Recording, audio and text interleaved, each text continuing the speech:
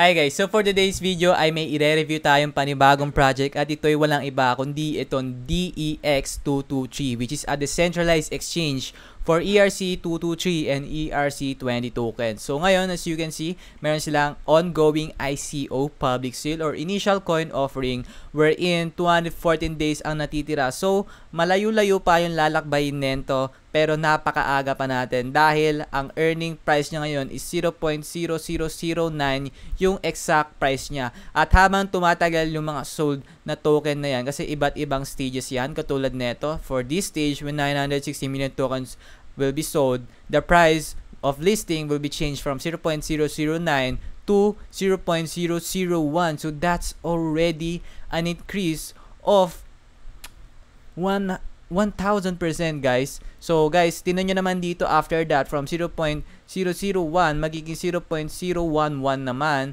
at dito 0.001 from 0.0012 at 0.0013 no guys, no?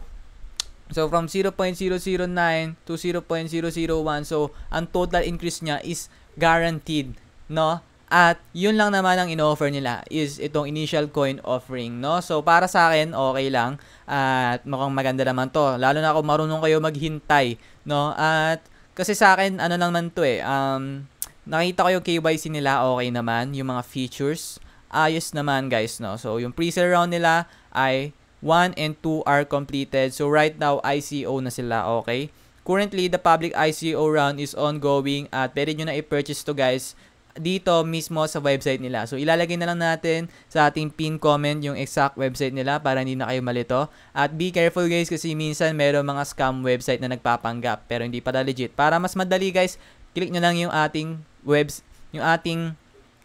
sa comment, no? Doon na lang para mas safe kayo, okay? So dito guys, pwede kayo mag-purchase from ETH, USDT, DAI coin or USDC, no? So i-connect nyo lang yung wallet nyo.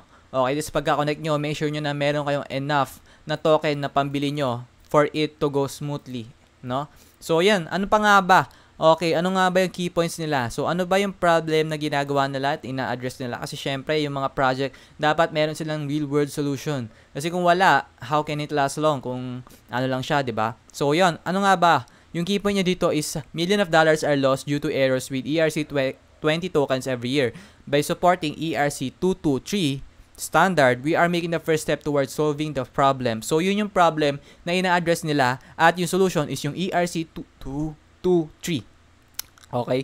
So, maximizing chain supports. DEX223 will be deployed on every EVM-compatible chain including Ethereum, EOS, EVM, Arbitrum, Optimism, Base, and many more. At meron silang non-discrimination philosophy. So, we let any token to be listed on the platform at meron din silang financial transparency at accessible lahat ng codes nila sa GitHub. Click nyo na lang dito para makita. Okay, yung security problems ng ERC20, ayan daw, curve hack, DAO hack, compound hack, at mga transaction errors at lalong-lalo na yung wormhole hack. So, ito talaga yung problem na ina-address nila. At ito naman yung philosophy nila is talagang ma-emphasize yung security. Yun talaga yung dine-develop nila dito. At yung innovation nila is about the security talaga, no? So, ERC223, yun yung ginagawa nilang solution dito sa nakita nilang problem na existing naman na talaga. Okay? At meron din sila bukod doon ay itong encapsulated margin trading at itong transparent auto listing. Okay, so yung tokenomics ng platform nila guys, okay, 68% is available for public sale, 10% for private rounds. Okay, at discounted pre-ICO sales is 3%. Okay? At ang cross-chain development policy nila, multi-chain rollout is ayan.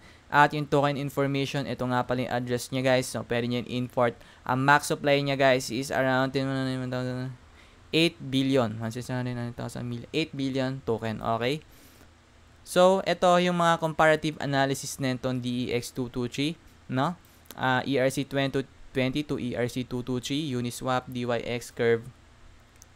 Okay, so talagang binabattle nila yung ERC20. So, ito talaga yung tinitake nila na ma-replace. Okay, ito talaga yung main competitor nila at sila yung bagong competitor na lumalabas. Okay, at yung roadmap nila guys, malayo-layo rin ang tatakbuhin. So, yeah, excited tayo kung saan sila papunta. And this is the team behind it guys. Okay, yung founder nila at yung mga product manager and so on and so forth guys.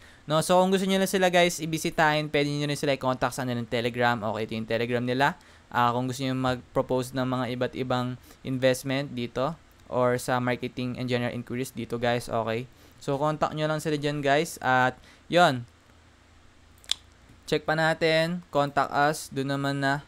Okay, pwede nyo sila contact sa email nila or pwede kayo guys mag-join mismo sa kanilang Telegram which is, ayan, no. So, kapag may papasukin ko yung project guys, nire-recommend ko talaga sa inyo na pasukin nyo guys yung mga community platforms nila para ma-updated kayo sa mga bagong balita. So, yan, maraming salamat sa panonood nyo. See you soon sa ating next video guys.